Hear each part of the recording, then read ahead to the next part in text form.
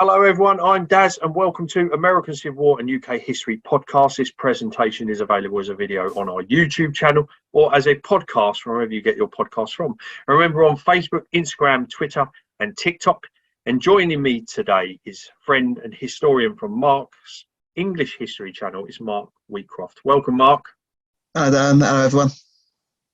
Okay, so today we're going to be discussing a very important operation, and it is the 80th anniversary, Operation Chastise, commonly known as the Dambuster raid, which took place in May 1943, so the 16th into the 17th during World War II. And again, like I said, it's the 80th anniversary this year. So before we get into the actual mission, Mark, give us a quick overview of how World War II is going at this stage for everybody.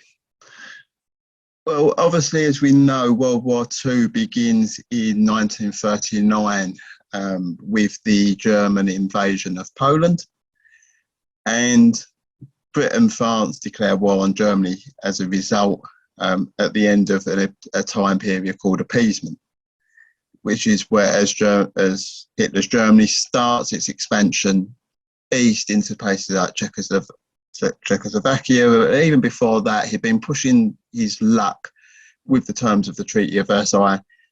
Every time he did something, the Allies would cave in. Obviously, we've talked about previously on times I've been on about First World War, in the ending of the First World War. So you've had this time period where he's been pushing his luck against the terms. The Allies don't really want to fight another war so close to after the dreadful events of 1914, 1918. But eventually he takes that one step too far, invades Poland, which brings Britain and France into war with Germany. You then get, for a good part of nearly 6 months to 8 months, what's known as the phony war, which is where both sides are at war with each other, but actually they're not doing anything. They're just sitting there waiting for the next strike to occur. There's a little bit of action up in early 1940. Germany invades Norway and Britain and France send a fleet up there to try to evict them from Norway. It's an utter disaster. We withdraw. And then the British Expeditionary Force goes to France. And in 1940, Hitler orders the invasion of Holland, Belgium and France. In the Battle of France, we take an absolute bashing. Blitzkrieg warfare at its height in 1940 just pushed through, split the Allied army into two. The British army and a proportion of the French army is driven up towards Dunkirk, and we have the evacuation of Dunkirk, where the BEF and a small part of the French force is removed and taken back to Britain. The rest of the army that's pushed west and south, the French army, Paris falls, and then that army surrenders. It surrenders under a general called Pétain, and he was the commander and the hero of the Battle of Verdun. And one of the reasons why he surrenders their army is because his conscience says he can't make and order the troops to do that again. The death and destruction he witnessed there was just too much. So he does have far right leanings as well. So he is a Nazi sympathiser as well. So France falls in the summer of 1940. We then move into the autumn of 1940, or the late summer, early autumn of 1940, or July, August, September, and you get the Battle of Britain. So this is the point at which Britain is in the most peril of a German invasion, and it's at this point in the war a German victory seems the most obvious. But as we know, the Spitfires and the Hurricanes and wipe the floor with the German Air Force, the Luftwaffe, and we inflict upon Germany its first defeat of the war in the Battle of Britain. They are no longer able to conduct that are unable to command the skies, and the threat of invasion starts to decrease from that point onwards. But although we've defeated the Germans in one battle and prevented a possible invasion at this point, we are still going to be struggling to take the war to Germany. Our economy is just starting to build for war. So things like our bomber fleet, we've already seen in 1938 in the Spanish Civil War, the German operation on Guernica. And at this point, the Blitz is now going to start to come into effect in Britain. But the RAF don't have the long-range bombers at this point to really start affecting in numbers and the range to start affecting bombing raids into Germany. However, as 1940 goes into 41, that's a situation. Obviously, at the end of 1941, on December the 7th, the Japanese launch the surprise attack on Pearl Harbor, and that brings America into war. So that's obviously going to be a game changer, because there's a world superpower coming in on the Allied side. And in 1942, you get the first big land victory for the British Army in El Alamein in Egypt, which Winston Churchill himself described as the end of the beginning. He described that as. So it's the first time a substantial German army under one of its best commanders, Erwin Rommel, the German Afrika Korps, is defeated at that battle. It gradually, over the course of the rest of 1942-43, gets rolled back and then eventually has to be evacuated. So in 1943, what we get is we're in a situation where for the first time, the British war economy has improved. We're producing more and more equipment, more and more better quality equipment. So one of the bombers that we're going to discuss today has been invented, is now online, coming through in significant numbers. And obviously we're starting to get the men and the equipment from America coming in. So in 1943, we are at a point there where the war commanders are starting to look to push the war onto the Germans now. It's the time of peril has ceased, and this is, I won't say the beginning of the end in that sense, but it's a change in the factor. So we're starting at this point to move into that second phase of the war, from which point the inevitable winner has changed. And so that's where we are in the end of 1942, beginning of 1943, in the period that we're going to be discussing this after on the rest of this episode. Okay, then. So, like you said, we get to this point in 1943, and a mission is going to be undertaken. And this mission is Operation Chastise, or as I like to call it, the Dambuster raid. So, Mark, tell us about what this mission is supposed to achieve and how it comes about.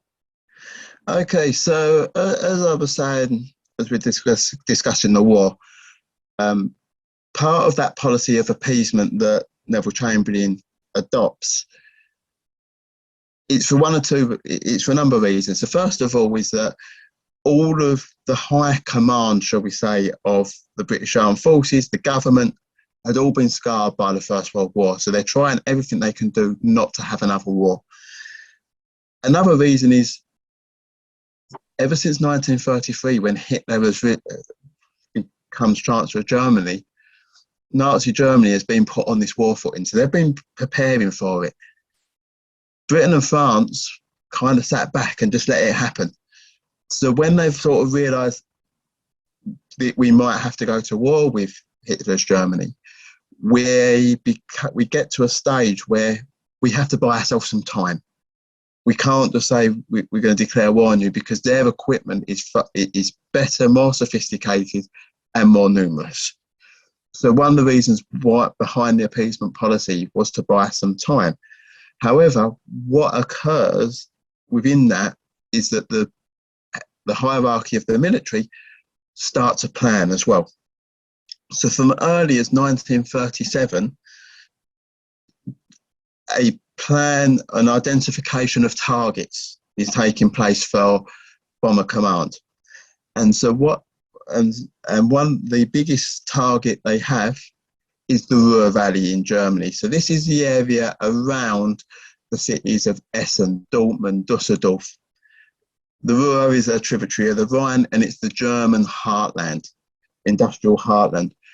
And key to all of those is the dam system, two of which are going to be hit as part of the operation, and there's some others. The big ones is the Möhne and the Edersee.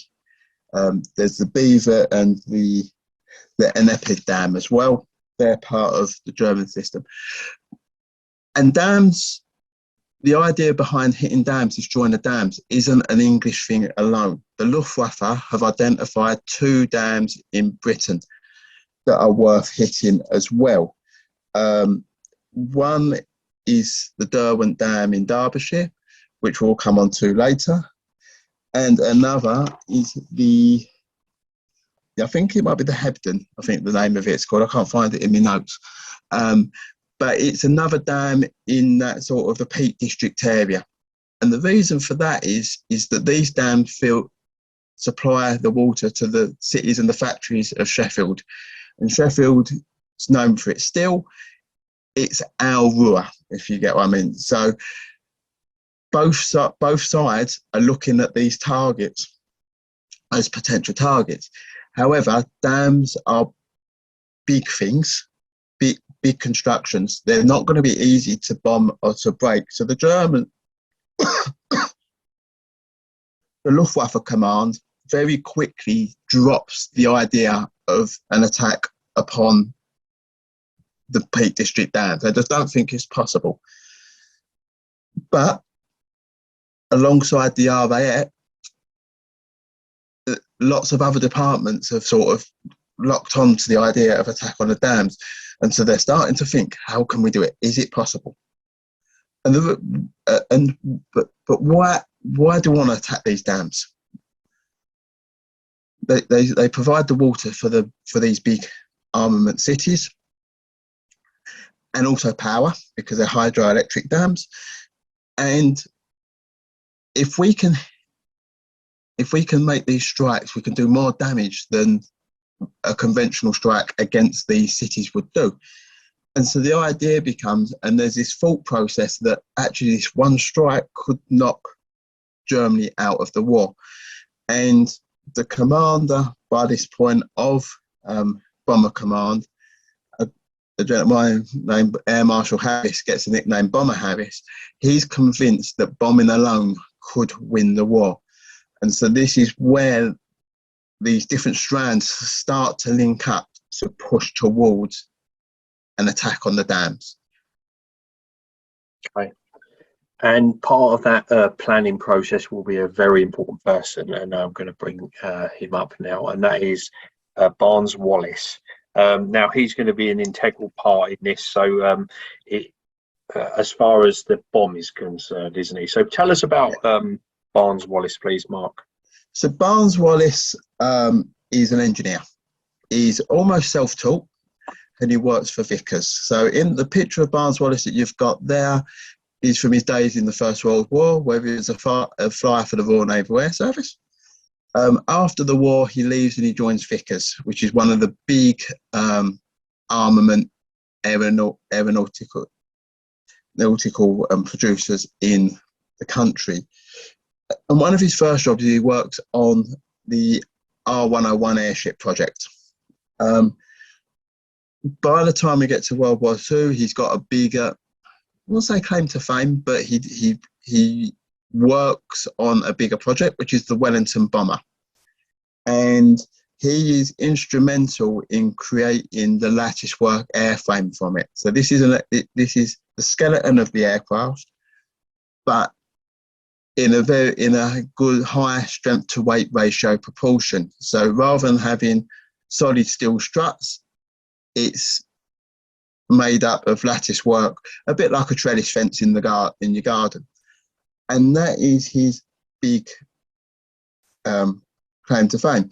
However, when it comes to the dams, he identifies that, obviously being in the end that world, he realizes the idea behind the dams. And so he proposes at first, whilst working at Vickers, he's doing all other things, something what they call, it's either the earthquake or the Grand Slam bomb. I think it's the earthquake bomb. This is a huge bomb that will require a special plane that he has put into design. It's not the one on the screen, it's a different bomb. And he's going, this plane will have 6 Merlin engines. Okay, so a 6-engine bomber would require, this is how big this bomb needs to be. And he will drop it into the reservoir against the dam bottom, and it'll explode and it'll bring the dams down. Now, it goes off to committees and things like that, as all these sort of things do. And like I say, there's different elements, different people working in different places all at the same time. And they have this idea, well, they do some testing, and they realise what Wallis and some of the others of the early proponents of attacking the dams were saying. It was actually against what the evidence was suggesting. So these people, they were saying that the water would amplify the shockwave, but actually what it does is it dissipates the shockwave. However, there was another group, and they did some testing. They said, for instance, they blew up a dam in Wales, and they realised that what you could do was to bounce, is if you place the explosion hard on the wall, the water would buffer the explosion back. And so that's how Wallis gets hold of this information. Then he starts putting into process the fault pattern. How can we deliver this explosion? And I don't know precisely how he comes up with the idea. Now the legend has it that he's playing with his children, skipping marbles across the water. And that's where he gets this idea that will lead to a way that the dams can be attacked. And that is to skim a bomb across water. And that's where we get up to when this sort of information. So the bombs there that you can see in the picture, and the one on the left there, I think is the one from Duxford, I think, looking at it. Yep. And the one on the right is one of the ones from the Culver Beach. That's an early testing phase. So once he comes up with this idea with about skimming bombs, there's suddenly a plan starting to develop. So all of these different groups who have been working on the attack, on the potential of an attack, get brought together to start to create the ideas of looking at the feasibility of it. Still at this stage, we're still not at a point where there's a go on it, but it's, can this work? So this is where, for example, Barnes Wallis gets the use of the ship testing tanks. And he starts firing these. He spends all day, all night in the testing tank, just firing the balls up the dam, up the reservoir. Can they do it? Will it work? At the same time, the explosives people are out testing depths. Does this work? Does that work? And gradually, it all starts coming together. Right, and you're saying about testing there, and there is a site just near to Watford, I understand, where they had a scale model of the dam. And so this was part of the testing, was it? Part of the testing. So what the model was for was to work, obviously as a scale model, what the model is designed to do is to work out the depth the charge needs to go and the size of the charge that needed to go. So if you imagine that that's I don't know off the top of my head what the, it's 1 to 50th scale. So what you can try to work out from that is, if we know this is a 1 to 50th scale, that say 1 ounce piece of explosive equates to 50 ounces on the real dam. And that's where they start to work out and do the calculations. What is going to be the optimal size of the bomb that we need to carry? So that, again, by this point, the feasibility study showing it is working, and they're putting a lot of time, money, and effort into it. Mm-hmm. And so, okay. So they've done that testing. Of course, you're going to need a plane, aren't you, to carry this? So, what are they going to use to carry this bomb? And I mean, they're not small, are they? Let's be honest. No, they're 600-pound bombs. The 600-pound bombs, they need specific calipers. They need a motor, because these bombs need backspin on them. So the forward propulsion of the aircraft will send, when the bombs are released, will send it on its journey towards the dam. Once it hits, it needs backspin to cling to the wall for it to sink in the right place. So all of these things need to be adapted. So this is one of the reasons why one of the biggest opponents to this raid was Air Marshal Harris, because he saw it. He's losing a squadron from the main bombing raids that's going to be taken out for specific specialist training. He's going to lose the plane for the first part of the training whilst they're just flying the standard bomber. At the same time, Avro, who produced this plane in particular that we're looking at, is going to have to stop production of the standard bomber whilst they reconfigure the factory to make this. So that's why he wanted it. He wasn't a fan of it, and he also was unsure about whether or not it would actually be a success. But the plane that's needed is the only plane at that stage in the Allied air fleet, both RAF and American Army Air Force, that can carry that weight of bomb, which is the Lancaster. It's the B3 version, or the BII version, Mark III, and it gets the type, the name 464 provisioning. So this is the plane that's going to carry it.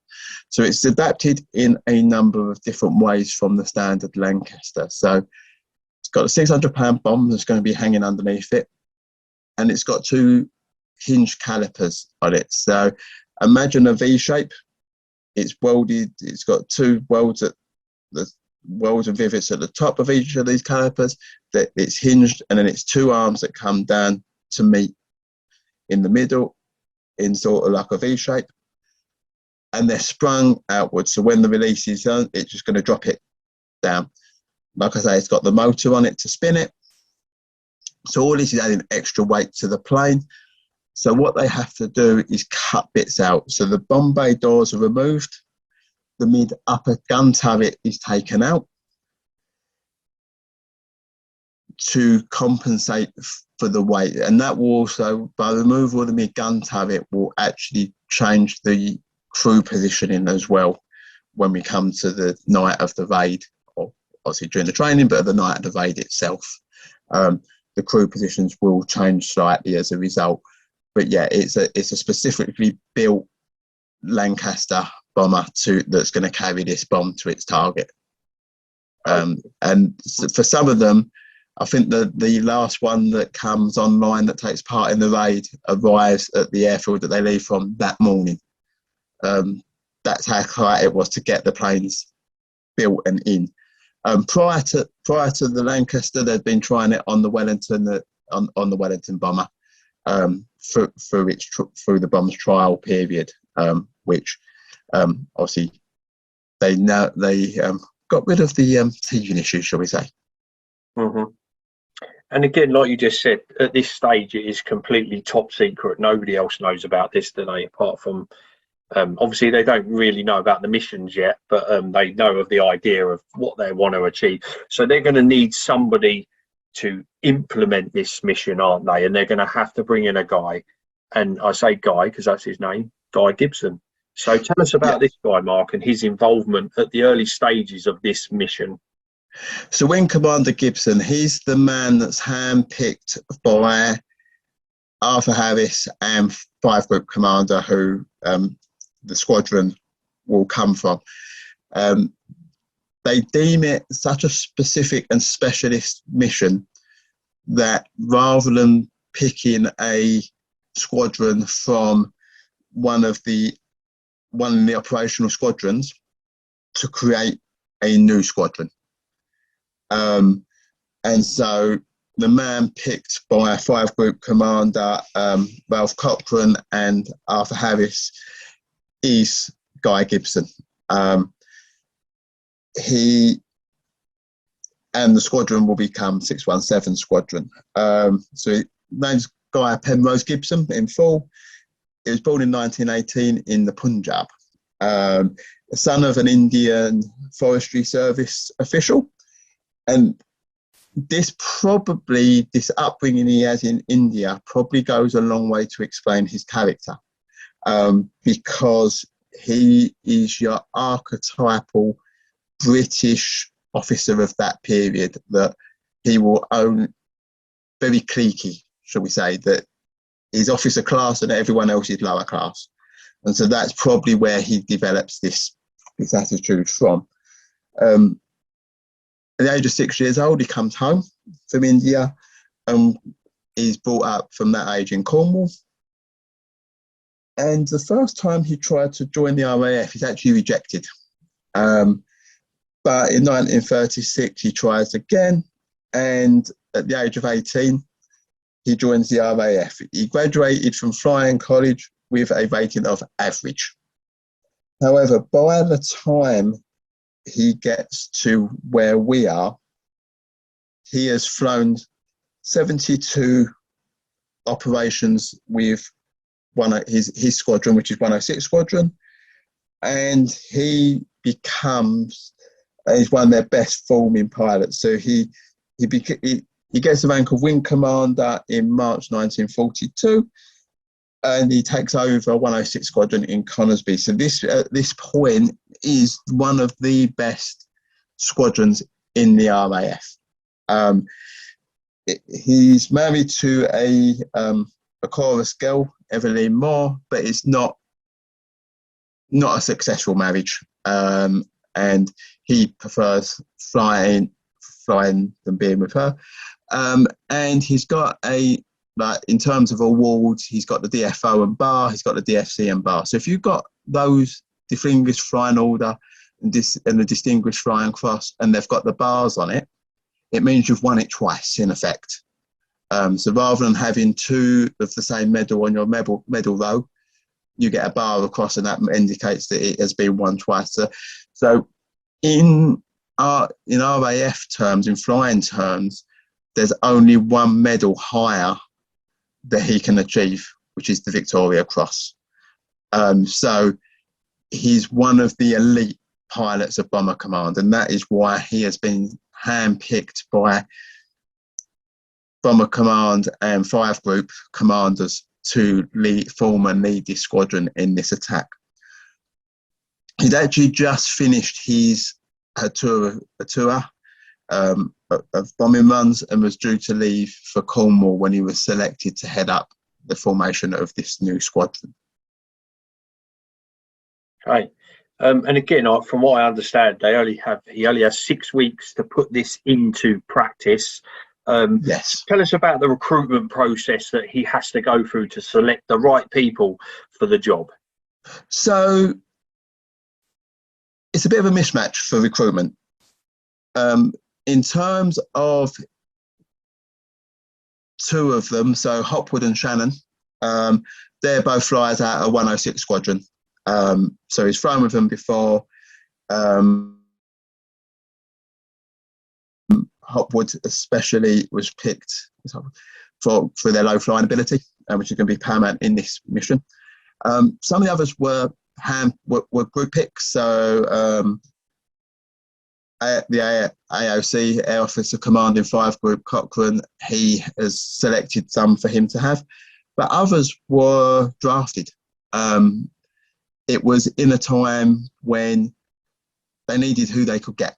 So that's why he gets he gets some that he can pick. Others have been picked for him because they've got specific attributes that the group command knew about that would fit with the squadron.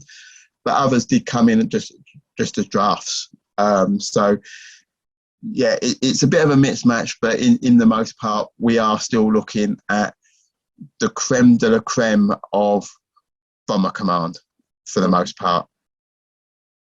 Okay, and again, I'll go back a couple because so they're based at RAF Scampton. When they put this mission together. So just give us a quick overview of that airfield during that period. Yeah, so Scampton's in Lincolnshire. It's about 5 miles north of Lincolnshire. It's on the old Roman Erman Street Road. In fact, the picture that you've got there, if you was to turn around and look the other side of the road, it's Lincoln City Football Club's training ground. Mm-hmm. So quite close to Lincolnshire. There's a reason why all of these RAF stations were all up on the east coast. First of all, the obvious one is that the enemy is just across the North Sea. But also, that area of the country, if you know your English geography, East Anglia, Lincolnshire, heading up south of the Humber, north of the Thames, shall we say. It's relatively flat countryside. So perfect for air bases, things like that. So Scampton is the air base that's chosen. At the time, it's chosen for no other reason than at the time there was one other squadron there, which I think is either 52nd or 56, I think, off the top of my head. So there's only one other squadron there. So it's the logical choice for a new squadron to be based because there is room there. But that is the only reason why it's put at Scampton. If there was room at Coningsby where Gibson already was, then possibly they would have put them in there.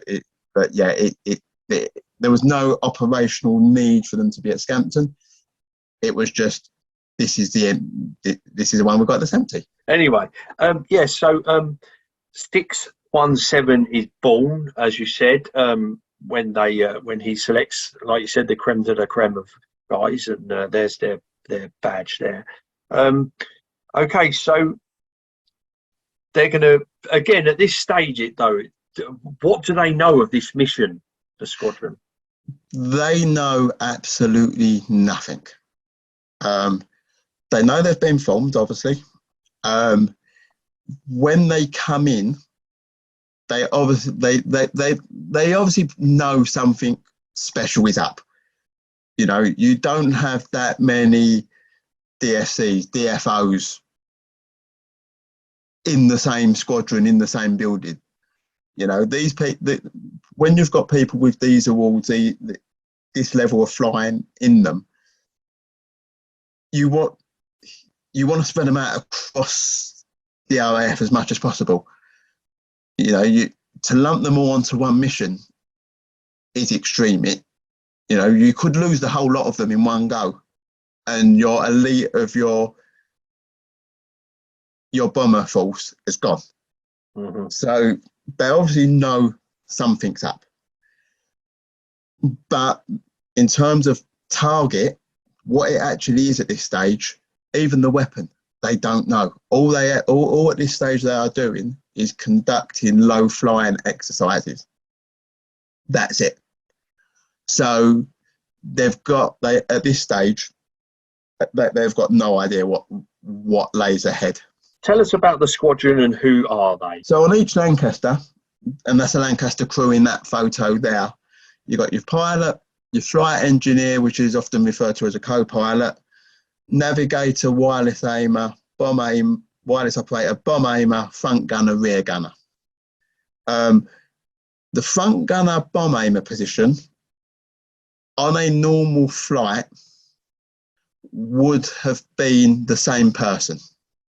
So they would have been on the front gun up until they get over whichever German city is going to get it that night, and then they'll drop down into the bomb aimer bubble below them. That's on a main-made normal Lancaster that's got the mid-upper turret, because you'd have a gunner up there. On these flights, because that turret's been removed, the mid-upper gunner has gone to front gun, because that bomb aimer bubble is going to come into play on this raid. They need someone in there all times. So they're the people that you've got. So each plane has obviously got their code signs.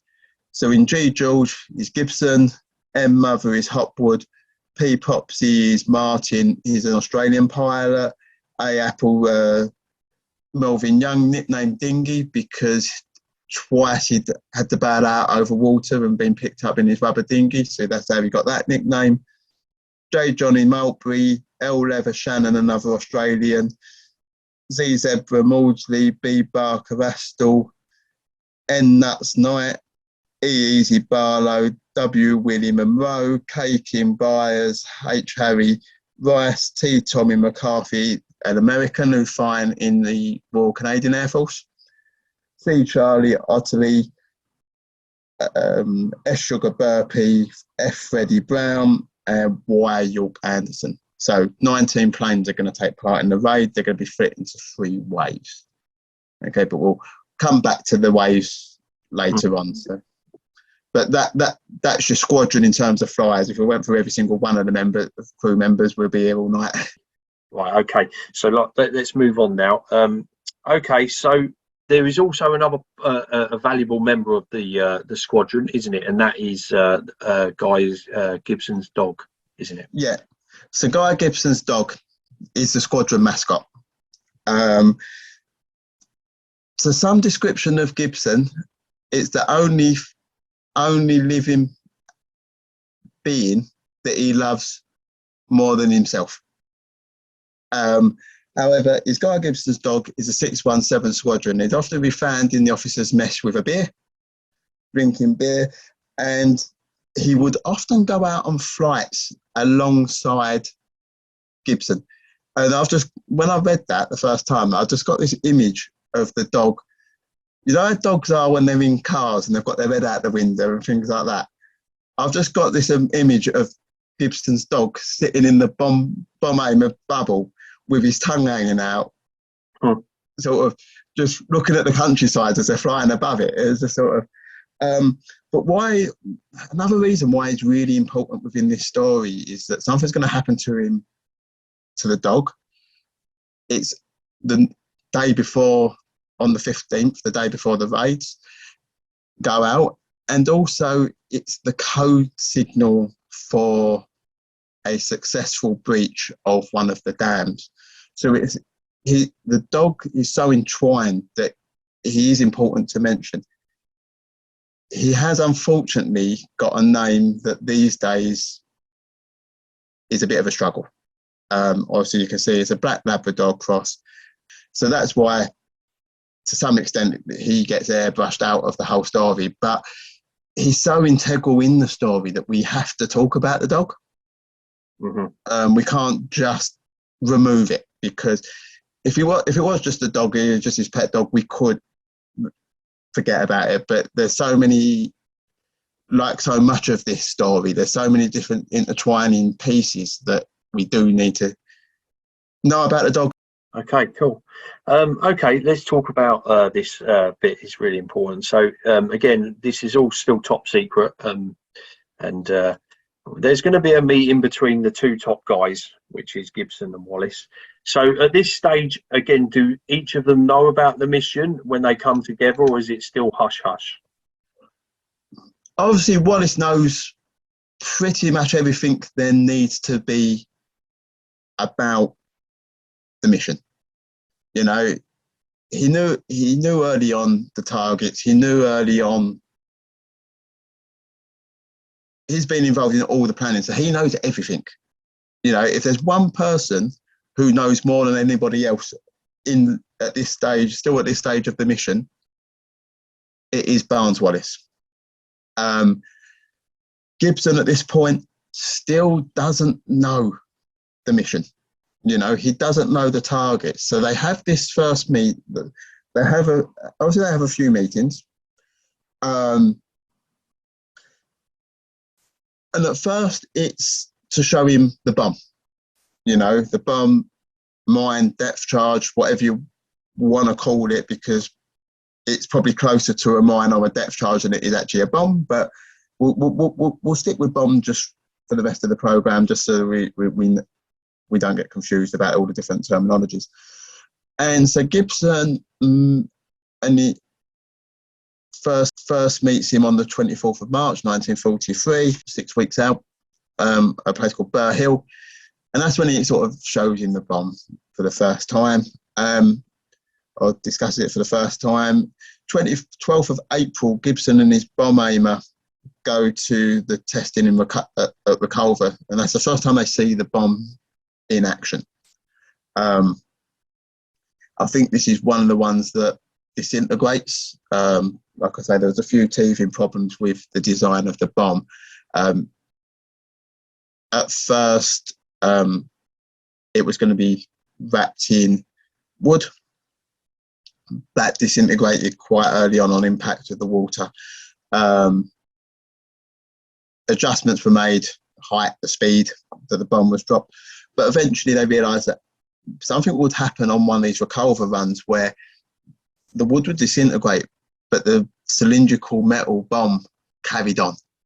And so Wallis took the wood off, created the cylindrical one that we saw, and then a few more broke up. They worked and strengthened it, and eventually they got to a working article that could handle the impact of the water. Because bear in mind, most bombs, when they impact their ground, they explode. So you kind of want it to disintegrate upon impact anyway. This needed to stay intact. So he observes the bomb for the first time in testing. But again, at this stage, there's still no clue as to what the target is. There's actually two bombs in testing as well. So the one that we're looking at, its code name was Upkeep. There was also a smaller version called Highball. And this was really championed by the Royal Navy. They actually jumped on it a lot faster than the RAF, because for the Royal Navy, they had two major threats at this time of the war. One was the battleship Tirpitz up in Norway, the other was U-boats. Well, Highball could take both of them, because Tirpitz up there, it's got all these anti-torpedo nets on it. This mine bomb, you could skip them over the torpedo nets. The dams themselves had torpedo nets. It's one of the reasons why they couldn't just drop a torpedo into it. So they jumped on that for attack on the Tirpitz. Also, they realised that these U-boats, they're in these big concrete bomb-proof pens on the west coast of France in places like Brest. Again, if you could fly a plane directly at it and release it, this bomb would bounce inside and do all kinds of damage. So they jumped on it really quick, and they were trying to say to the RAF, don't use it, and we'll deploy these weapons en masse together, because the Highball being the smaller bomb, it could be carried by Mosquito. And that we could have this one night of raiding that's going to knock out the U-boats, it's going to sink Tirpitz, it's going to knock the dams over, and that possibly could have made a real big war-changing effect that night. But there was a reason, and we'll come on to the reason why the dam raid had to take place that night. So that's their first meeting. So with the meetings between Wallis and Gibson, Wallis gives Gibson some information. and that is that the attack has to be launched at 60 foot. And how can they guarantee flying that low? That low prevents any of the altimeters to work or anything like that. So again, it goes off to some of the engineers, and they pull out of the woodwork something that was actually designed for use against U-boats. And that is that if you place a spotlight in the nose of the plane and one aft of the bomb bay, and angle them at whichever distant, whatever angle that you need them to, they will converge at the correct height and form a figure of 8. And this, they trialled it for use on U-boats. It didn't work because choppy waters prevented it. I thought, no, we're flying over a flat surface. It might work. So they try it, and it works. They first do it at the first height that's proposed. I think it's about 100 foot. Then they bring them down to 60, so they just adjust the angle, and then that worked. And then the other thing was the distance from the dam, and they came up with a very simple wooden sight. And so what you do is you look through it, it goes out, it splits, it's got 2 nails in, and when they line up with the towers, bomb gone. Some of the pilots, the bomb aimers, do scratch marks on their bomb bubbles to counter to act in the same way. But as soon as they hit those, the towers hit those marks, bang, the bomb's away, and that's how they check for accuracy on the height and length from the dam, which are 2 key components on the attack. The target finally gets revealed to Gibson on the 29th of March. But again, he's the only person at that stage to know. There is a lot of other things that are going to go on in the meantime. So, that's the point in time of which Gibson knows what the target is. Okay.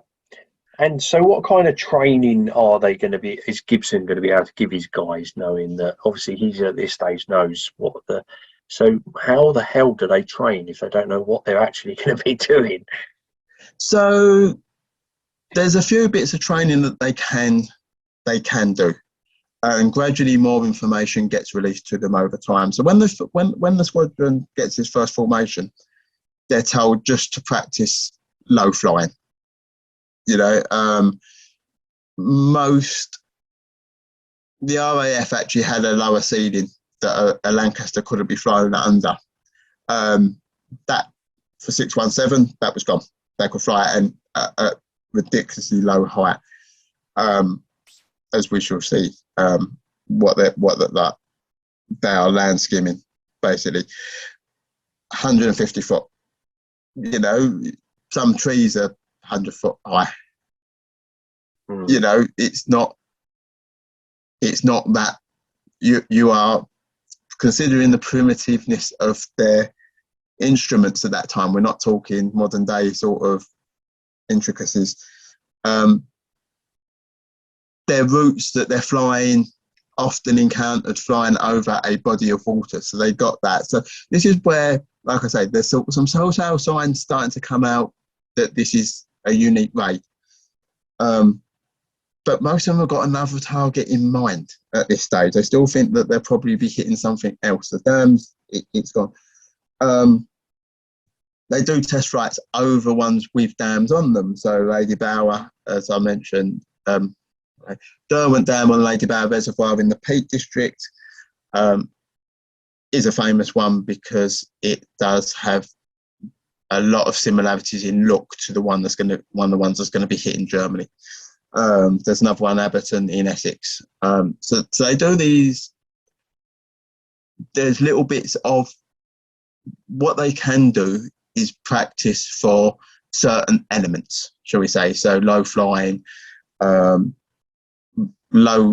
level runs over water, that sort of thing, because they're there's going to be 2 phases to this operation in which they need to train for, because they are going, when they fly over Holland, Germany, they are at low level. They're trying to get under that radar as much as possible. So they're able to train for that. You know, you don't need to know the target. If you know you've got to fly at 150 foot, you've just got to fly at, you've just got to be able to fly at 150 foot. Bearing in mind that 150 foot, like I say, the trees bigger than 150 foot. Look at the size of a modern day aircraft. You turn it upright and stick it on its tail, it's more than 100 foot. Yeah. It's very little. I don't know off the top of my head what the wingspan is, but sort of it's not a lot off of horizontal for you to clip the end of your wing in a Lancaster at 150 foot. And again, these must have been so skilled. It's untrue, and that's why they obviously needed the skills that they selected. That's why it's the creme de la creme for the most part of pilots that are coming in. Okay, so that's the planning and all the training. So let's talk about the night of the 16th of May, when they're finally, going to put this mission into practice and go and do what they need to do. So is it at that point that it's revealed to them what the targets are? Yeah, so on the 15th of May, so the day before, there's the full briefing.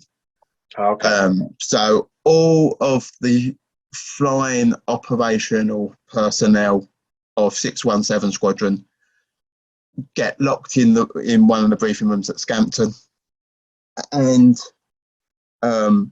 this is where Gibson, Wallis is there, Harris is there, Cochrane's there, and they reveal to the flight crews, what the target actually is. And it's during this meeting that Gibson's dog runs out of the gatehouse at Scampton, is hit by a passing car and killed. Mm-hmm. And Gibson is told of this as he leaves the meeting. Cochrane is informed and he tells Gibson. But during this meeting, the targets are revealed, the maps are shown, the photos, the models, the routes in that they will fly is also shown. So the map that you've got on the screen there is actually a little bit incorrect. So wave 1, which is the flight that's going to hit the Möhne Dam and then go onto the Eder, which is Gibson. I'll go through the different waves and who's in what. That comes in on that southern track. What on the map is showing as wave 3. Mm-hmm. Wave 2 is the northern track. That's going to be that they're the guys coming in that's going to go after the Sorpy. And wave 3, and this is one of the controversial aspects in terms of RAF planning, is going to be an Operation Mobile Reserve. They're going to take off later, and they're going to fly and be directed by a 5 group, dependent upon the information coming back from the first 2 waves as to which dams they want them to go after. Okay. All right then, Mark. So then take us through the mission then, mate, if you wouldn't mind. Yep, so the mission is scheduled for the 16th, 17th of May. There's 2 major reasons, or there's 2 reasons why this comes up. So first of all, they're operating against, as well as dams, what sits behind dams is a reservoir. And so early May is when these reservoirs are at their height. You've had the winter rains, the winter months, the reservoirs are filled up. Over the summer months, you're going to get a bit more, I won't say drought, but less rainfall, more water usage, and it's going to fall. So it doesn't mean to say that on a lower volume dam, these bombs still wouldn't work. But if they were to break, the amount of the effect would be less. So that's why early to mid-May that we're operating in is picked. The exact date comes because it's a full moon. And so normally main ops are cancelled on full moons. It gives the planes away too much. It's you don't want to be flying in a full moon when you're on a bomb run. So normally they don't operate full moon, but for this one, it's going to give them the light so they can see what they need to do. So that's why that 16th to the 17th of May is the date that is going to be picked for it. So you get some telltale signs that something's in the offing. 617 Squadron, they've had I won't say a bad reputation, but within the officers' mess, there was a little bit of animosity between the two squadrons, because 617 at one point got nicknamed the Armchair Squadron, because all they did was training flights. They didn't ever do, and they weren't operational. And so the other squadron sort of used to try to wind them up over it. And so what you then got, what are these telltale signs? Well, if you was flying, you got ham, egg and chips for dinner. Where if you wasn't, you got bread and jam. So that was an indication to the air base that the squadron's going out and it's different, because ordinarily this isn't a night that we would fly, and they're flying. So and they're combat flying. They're not just going up for another training night on a full moon. They're going over tonight. So at night, at 2100, 9 o'clock in the evening, a red signal flare is fired at Scampton, and that's a signal we're on and we're going. So the planes are in the dispersal. All that day, it's been a hive of activity around the planes. They're being fueled up, they're being bombed up, they're getting ready to go. All the gunner, or the front and rear guns have been loaded. They're good to go. So first up, weirdly, the second wave takes off first. They go out because they've got a longer run to make.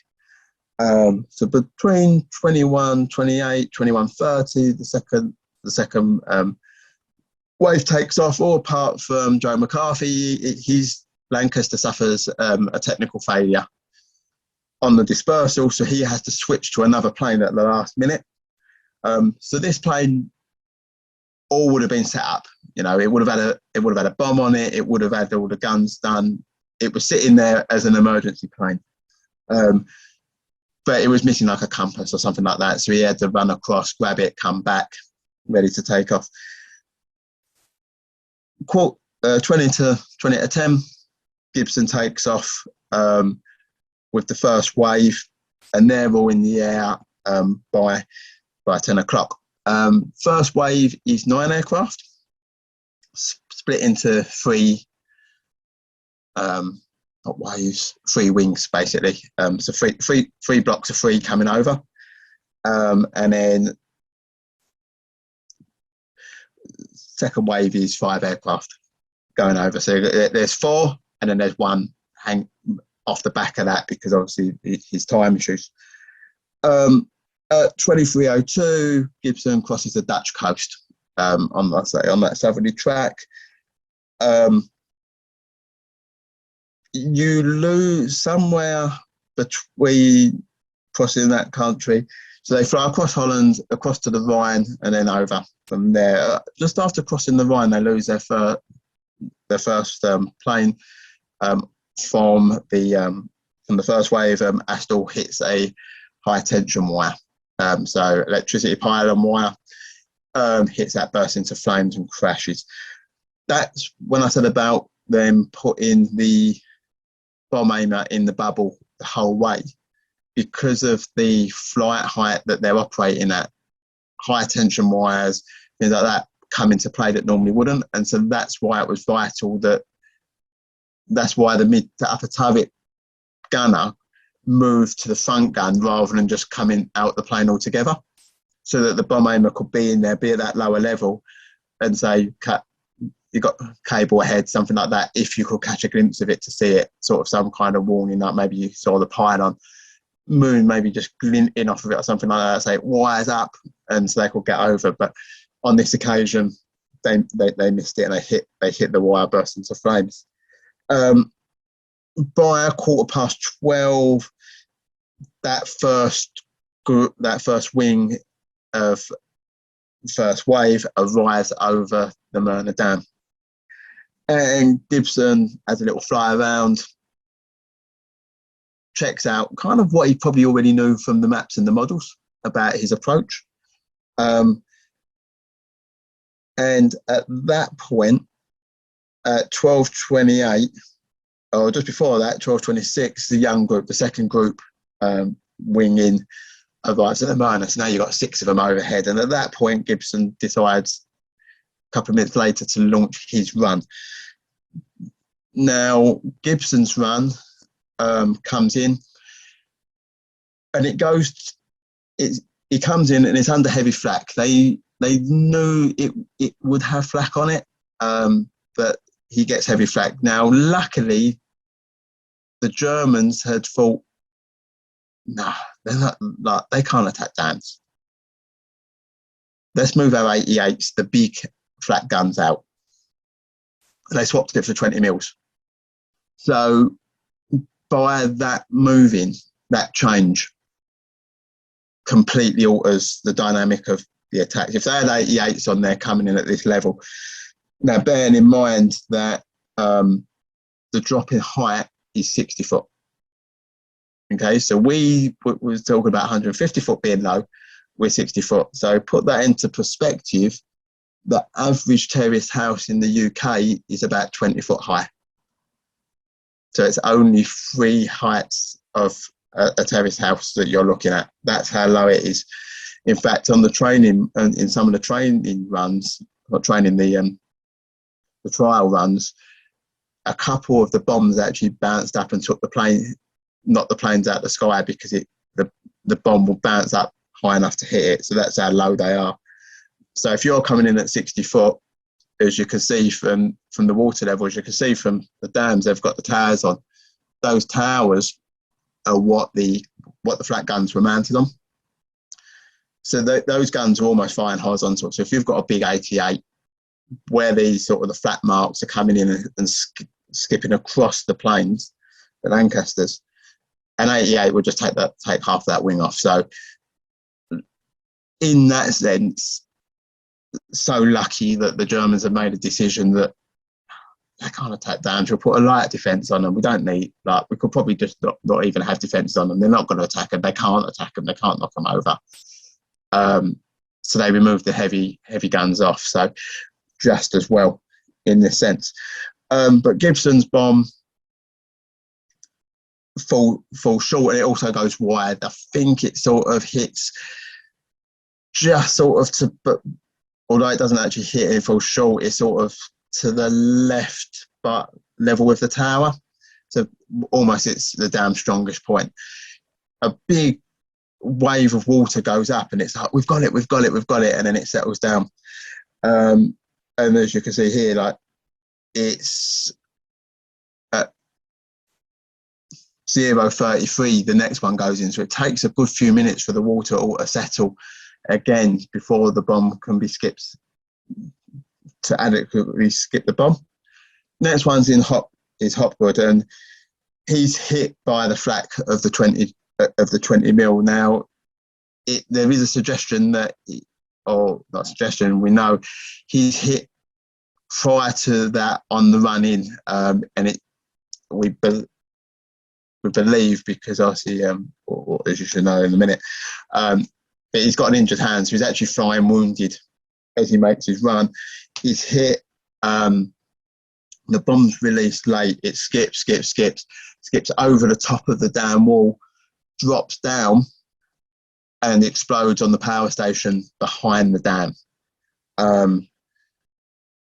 The plane sort of lurches away, it's in trouble. Hopgood manages to keep it in the air long enough for a good amount. I know the rear gunner gets out, I think it's like 2 of the others get out before he crashes and is killed. So that's why we're not 100% sure about what sort of injuries he sustained in that first operation. or not the first operation, but on the run-in. So at that point, you get to the Barnes Wallis and Cochrane and Harris are at Bomber Command, one of Bomber Command's 5-group commands centre at Grantham, and they start to get the Gunner code message, which means a bomb's been dropped. So the one for Gibson was Gunner 68A. So Gibson's dropped. He's a missed or unsuccessful attack. Likewise with Hopwood. 11:38 Martin attacks. So again, another 5 minutes. Let the water calm down. Although you didn't get the explosion that time. 00:43. Young goes in, attacks again. And then it's possible that it's Young's bomb. Both of these hits where it's possible it's Young's bomb that starts it off. It's probably more of a culmination of the Martin and Young ones. But then at 00:49, Maltby goes in. He drops his bomb again, another one smack on the dam, and it starts to go. And it on the Möhne, and this is that's gone 78A, and the dam starts to crumble. So it's like I say, it's a cumulative effect. Sort of there was a lot of arguments after, was it Young or Maltby that did for it? Like if Maltby hadn't have attacked, would it have gone anyway? We don't know. But it starts to crumble and it breaks, and as you can see in that picture, that once that water started pouring through, 100 million tons of water escapes from the Möhne Dam. Wow. So you can see just how powerful a hole that eventually rips. So at 00:56, just before 1 o'clock in the morning of the 17th of May, Grantham receives by a coded message, which was the Möhne's gone. We've got it. This is the big one. You know, this is the jewel in the crown of what's known as the Kaiserreich, which is Kaiser Wilhelm's Germany prior to World War I. It opens in 1913. The Kaiser goes and opens it. So it's a big statement of Germany's power and all of that stuff that the Nazis really climb onto. So this going is a big deal. Mm-hmm. But what happens from there? They've got one. We're off to the next. This is one group, first wave still. I think it's easier to talk it through, do first wave and then come on to second wave later on. So they move on to the Eder Dam, slightly smaller but very similar to the Möhne. Now the Eder Dam's quite a bit further south. It's not actually part of the Ruhr system. However, it was solely picked because its characteristics for an attack similar to the ones that we've seen its construction. It's a smaller version of the Möhne, and that's why it's picked, because when there's all of this arguments over about whether or not we should actually attempt to do this attack, they pick it so hey, we can get 2 at least. We'll go for 3, but if we it will work on these 2, and so that's why it's picked. So 1:30, Gibson arrives over the Eder Dam. Now the Eder Dam, because it's a bit further south, it's in a different terrain. It's in quite a mountainous position. There's a spur that sort of kicks out in the lake, and there's a castle on top that they have to come down. So it's quite of a weird. That it's not a nice, easy flight in, a bit like the Möhne had an easier approach. This is a lot more difficult. But actually, it's easier to break. It only takes 4 attacks on this one. Shannon, Maudsley ignite, and then eventually it's Young who breaches it. And so they breach, and then they move on to one of the auxiliary targets. At that point, anyone who's left other than Gibson is sent home. But Maudsley and Young are shot down on the way home. Now, going back, after Gibson drops his bomb at the Möhne, he does this on the Möhne and on the Eder. He flies in next to the bombing plane and across the dams to draw the flak away. So he doesn't just sort of go, "Oh, I'm out." He's very instrumental in it. He sits over the top. He flies over the top to call in others. And this role as a bomb commander, shall we say, in the air commander in the air, is something that Bomber Command take up after these raids. It's something when they do their debriefing that they really hook onto, and they carry on. But Gibson makes a run in with all of these planes just to help draw the flak off, to give the bombing pilot the best opportunity. So whilst this is all going on the Möhne and the Eder, stuff's happening to the second wave. So as I said, they came in over on the northern tack into Holland, and as a result, there was a very narrow corridor of which to get through between two heavy flak areas. Unfortunately, some of them make navigational errors and they go into it. So Byers is shot down over the coast. Monroe gets hit, loses all comms and navigation, so they make the decision to turn back. Rice is flying so low that he actually makes an error, drops too low, skims the sea, rips all the bomb and the calipers off, and gets a very angry internal call from his rear gunner saying, "Boss, there's water back here," because the back of the plane has gone into the sea and flooded through. So again, they turn home, and there's actually almost a near collision at Scampton between those as they're coming in, because obviously Monroe's just coming in completely blind in terms of communication. No one knows he's coming in because he's lost everything. And then Barlow crashes. So actually, it's only McCarthy that makes it through from the second wave. And when he gets to the Sorpy, you're looking at a completely different construction. So if you've got a picture of the Sorpy. I haven't. Unfortunately, I could only find the two dams. Okay. Yeah. So the Sorpy is a masonry core with earth embankment. So it's more of so rather than like a solid masonry wall like the Möhne and the Eder, it's kind of like a big hill, shall we say. So it's a completely different construction. So Wallis, he thinks a bomb might do it, but it's going to have to work in a different way. You're not going to be able to drop the bomb and bounce it onto the dam and then let it sink, because where on these dams it could sink and it could cling to the wall and go down, what's going to happen is, although it's going to cling to the earth, it's going to go further and further away and actually get to one of the thicker points.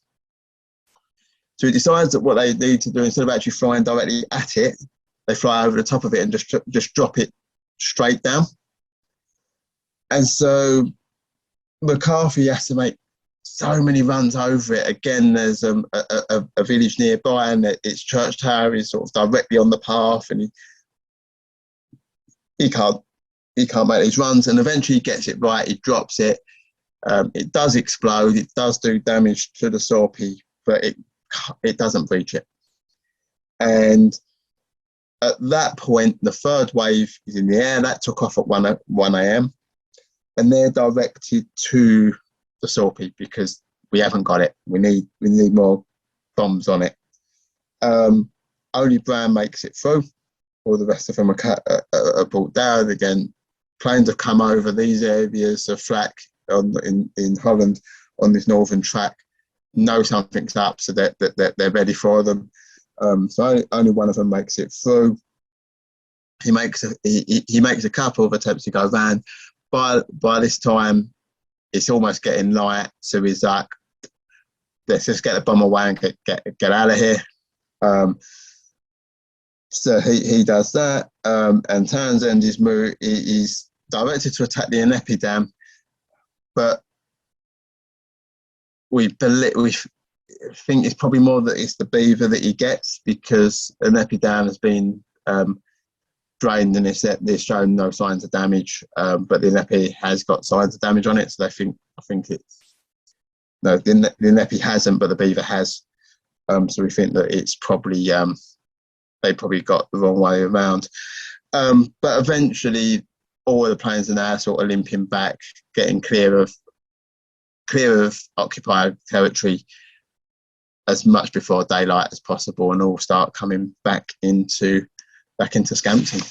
And they're coming in dribs and drabs, because obviously, like with Gibson's crews, as once they knocked the Möhne down, when they moved on to the Eder, those of them that had dropped the bomb just get back now. You boys should get home.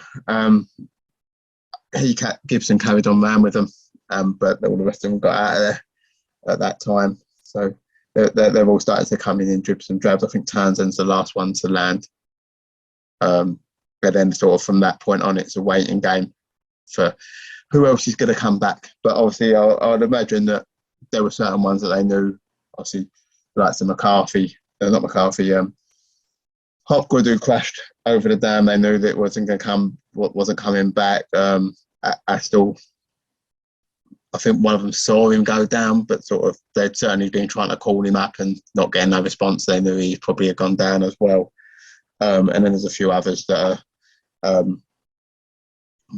but some of the others weren't known about, the sort of thing, and so they're just waiting for them. But obviously, as time ticks on, you sort of realise that they're not making it home. Yeah. And okay then, so how successful is the raid in general, and how is that seen by Bomber Harris and the people in charge? Do they see it as a success? Yeah, so it's made a big thing of. The next morning, RAF Bomber Command put out the news to the press, and it is huge. Gibson is the pin-up boy of the war for this period. He accompanies Winston Churchill on a trip to America. It is seen as a great success. Harris sort of milks it, and his involvement to the core, sort of considering he was one of the biggest opposition to the raid taking place in the first place, he hogs the limelight, and he obviously has to go with it. In terms of success, the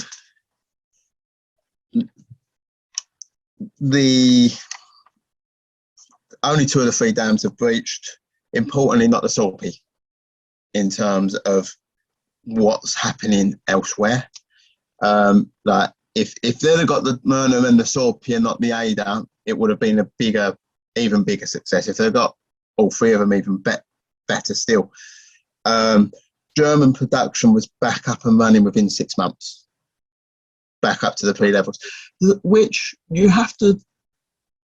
Yes, okay, it wasn't the knockout blow in the war that they potentially thought it would be.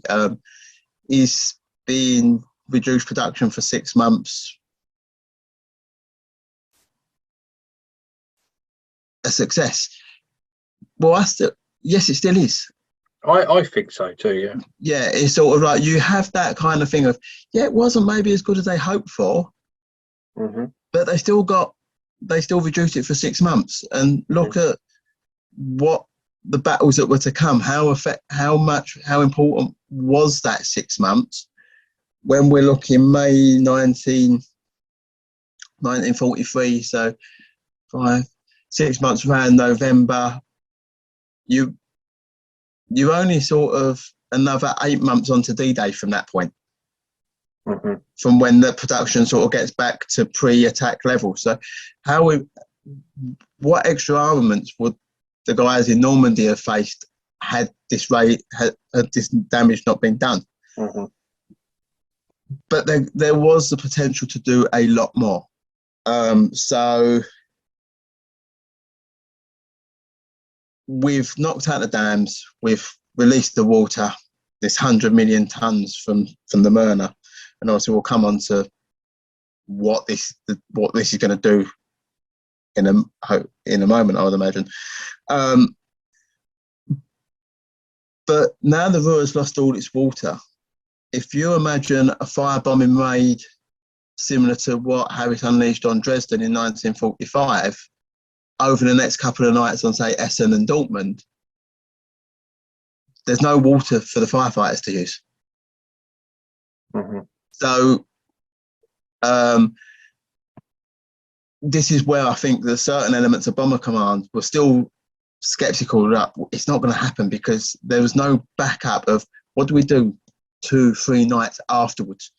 You know, Hitler's woken up that morning, goes in an absolutely cataclysmic rage over it, and probably one of the few times when there is real justification for it, because Hermann Goering had promised Hitler in 1941, no British bomber will fly, or no enemy bomber will fly over German skies. Mm-hmm. And they've been in the air for like nearly 2 hours unmolested whilst attacking these dams. You know, no night fighters come after them there. No. Some of them might get caught by night fighters on the way back, but none get them on the way in. They're just circling around these dams all night, you know. And Goering has told Hitler, no, not one bomber will ever fly over German territory. Yeah, so he's in a rage. So he sends his chief architect, Albert Speer, down to have a look and say, fix them. All that summer, these 2 dams are coated in wooden scaffolding, because all metal is being used in the for armaments. If they'd have firebombed that, those dams were gone. Yeah. So there was no contingency of what do we do if we had a success, and that I think it comes back on Harris and maybe Cochrane as well, in terms of they didn't believe that this was going to be a success. I don't think, because otherwise you would have planned, okay, if we get them, what do we do next? You know, that next step, next stage, because we could have unleashed what, rather than just 6 months production, we could have done a lot more damage if those other things had been brought into play. Yeah. But they didn't. So I just think that sort of, even at that point, there was that, we'll do it because we're told to do it, but we really don't want to do it, and they're not going to work. It's not going to work. Mm-hmm. But Harris obviously they all take the limelight of it. Gibson's taken out of operational combat, and he's paraded around as the poster boy and things like that. So it was a real propaganda victory. It could have been even bigger, I think, if there'd have been follow-up. Okay, so like you said, there was a fair few casualties. So how many in total were there? Do you know that? Yeah, so in Germany, it's known as the Möhne catastrophe. Mm-hmm. Like I say, 100 million tons of water, tidal wave nearly 40 foot high. Oh, jeez. It was moving at 6 yards a second, and the floods extended for over 100 miles. Some of the pilots or aircrew from the raid who went to the Eder and then came back, when they looked down and saw the damage, were quite shocked by it. Mm-hmm. They anticipated, they knew going after dams, but I don't think anyone in their right mind realised what going after dams would do. Mm-hmm. In terms of the aftermath of this water. One of the other things that leads to such a horrific, or a few things that leads to such a horrific death count. First of all, the Germans, like I say, they never thought the dams would be attacked. even if they did think, even if there was a chance that the dams were being attacked, they didn't think they'd break them. And so one of the survivors, I think he was at the Eder, said, we just thought it was that we heard the planes coming over, they were coming to bomb us. We thought they were just going for they were standard bombing against the power station. So what the local civilians did was what they were told to do, get in your cellars. But of course, water goes downwards. Oh, God, yeah. So all these people hid in the cellars for protection from a standard bomb. But it wasn't the bomb that was the weapon here, that we weaponized the water.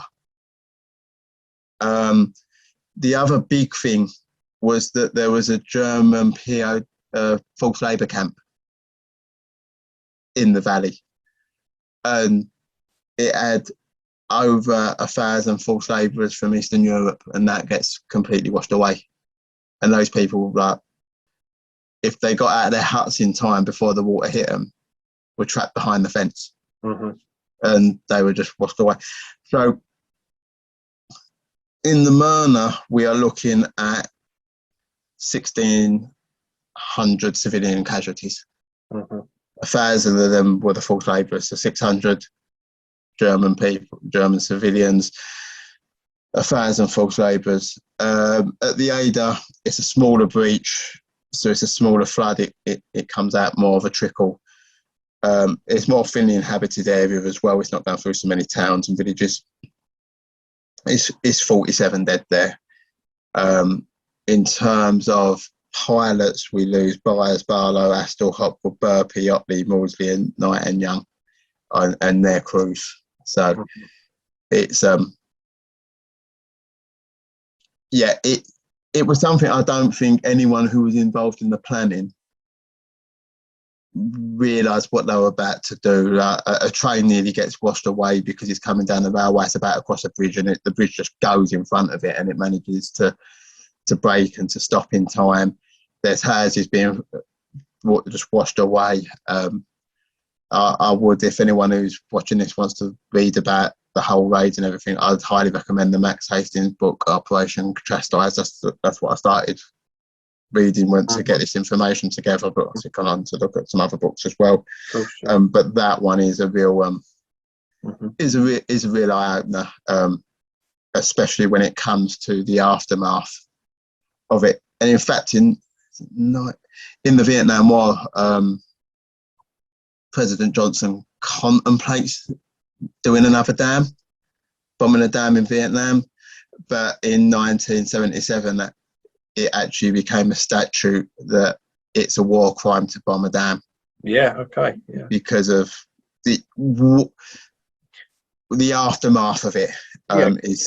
It's the civilians that suffer, isn't it, at the end of the day? Yeah.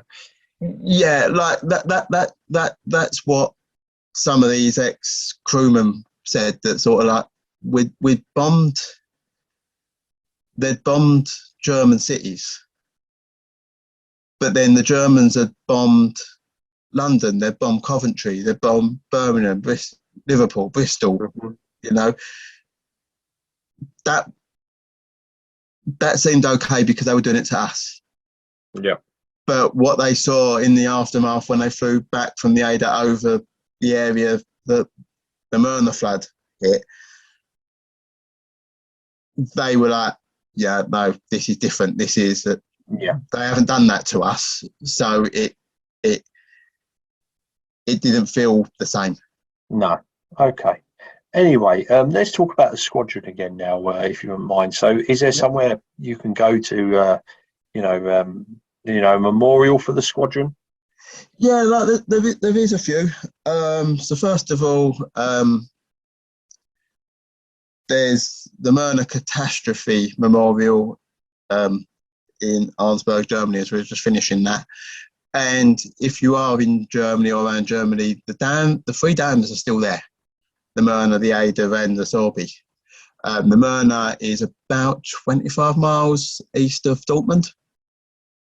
So that's the area that it's in. You've also got the Bomber Command Memorial in London. That obviously, when that was unveiled for the first time, was vandalised by some people because they see that what Bomber Command role in the Second World War was being war criminals. But you have got that, and that is a stunning memorial. It's a memorial, a bronze statue of every one of the different different people that would have been on a Lanc, and they're looking into the sky, looking for as if they're looking for a crew to come home. I'll say it's a fairly recent one, but it's a stunning memorial, that one. So if you're in the London area, then there's that one to visit. Also, there is a memorial at the Derwent Dam on the Lady Bower Reservoir in Derbyshire, because that's the one that they trained. One of the ones that they trained on. But like I say, if you see a picture of the Lady Bower, of the Derwent Dam and the Möhne next to each other, physically they look very similar. So that's sort of why that one of all the reservoirs that they did the flying over has kind of become the training, the recognised training ground of the Dambusters. No doubt on the anniversary you'll see the Battle Britain Memorial Flight Lancaster going over the top of it, because they're sort of like one of the common pictures that you will see of a Lancaster, even though that unfortunately there are no 464 provisioning Dambusters in existence anymore. It's just the main ops B3 with the bomb bay doors, that's like the one in the picture there. And then lastly, you can't visit it because it's shut down. It shut down a few years ago, and there's a lot of controversy at the moment over this site. But Scampton used to, before it closed, had a visitor centre.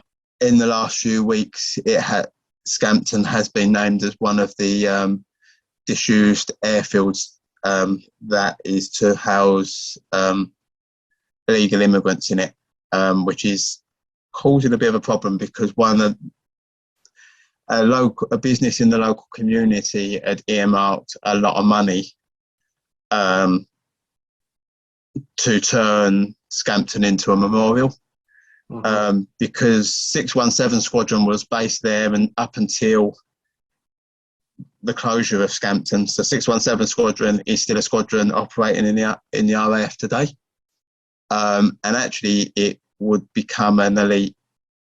It became an elite bomber unit even after the Dambusters. So it was 617 Squadron that sank Tirpitz, for example, which a lot of the pilots actually thought was going to be the original target. There was actually some relief over the fact that it was Dams, not Tirpitz, because a great big battleship with things that can fire back at you was a very daunting task. But that looks like with the current situation there, you can't visit it, and it's quite possible you won't be able to visit it in a long time because that money that idea of turning it into a museum will go. It was also the home base and the training centre for the Red Arrows air display team. Were based in Scampton up until its closure as well. So it's got a lot of history there, which is why they were hoping to sort of do similar to what we've got at Duxford. Yeah, okay.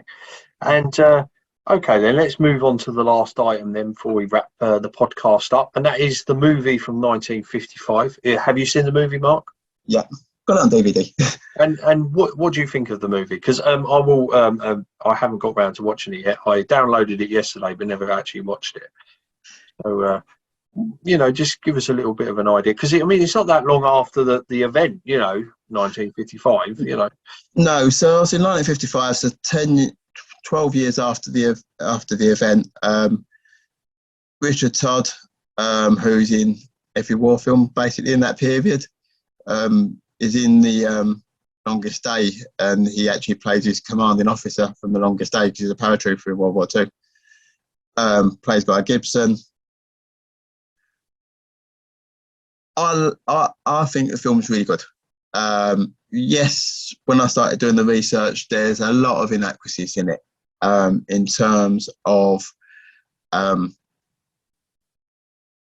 the way it's portrayed Barnes Wallis up against the establishment, as we spoke about, there was a lot of different committees and organisations that worked together to bring it all together, rather than it being a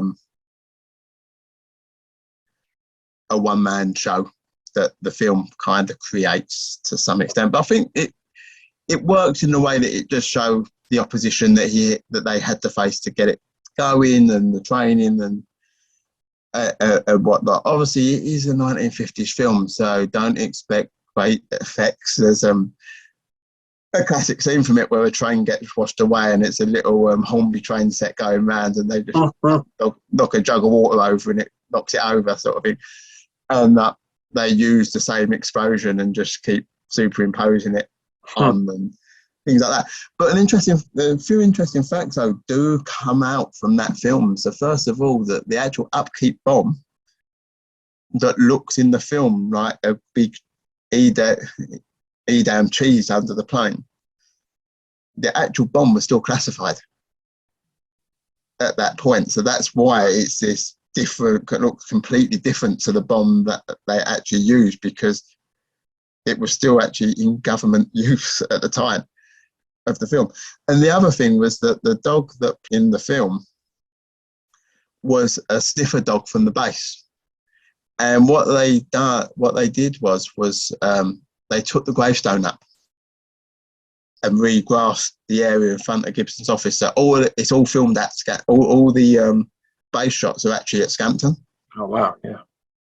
No matter what they tried, that dog would not sit on that spot. Oh right. Yeah, it just did not go anywhere near it. So they had to sort of do clever camera angles to like make it sit somewhere, but yeah, it would not sit on that spot. Cool. And obviously, part of the film is the march from the theme song. Yeah, that's it. It's the most famous, one of the most songs you ever heard. Yeah. Yeah, and the Dambusters film is still today the biggest grossing British war film ever made. Oh wow! So when you think sort of how long ago it was and how many films that we've had made about it, yeah. I know there was talk a few years back of a remake. Unfortunately, Hollywood got involved. They wanted to change the name of the dog for obvious reasons. And they also wanted us to switch it out from Lancasters to B-17s. Mm. And so it got canned pretty damn quickly. And in fact, the American version has got some B-17s in it. Yeah. To placate that. But the B-17, it couldn't do it because the plus point of the B-17 was its armament, but that was also the downfall because it just meant it couldn't carry the payload that a Lancaster could. Yeah. So it couldn't do it. Okay, Mark. Well, thanks for telling us the story of the Dambusters, and all that's left to say is thank you very much and cheers.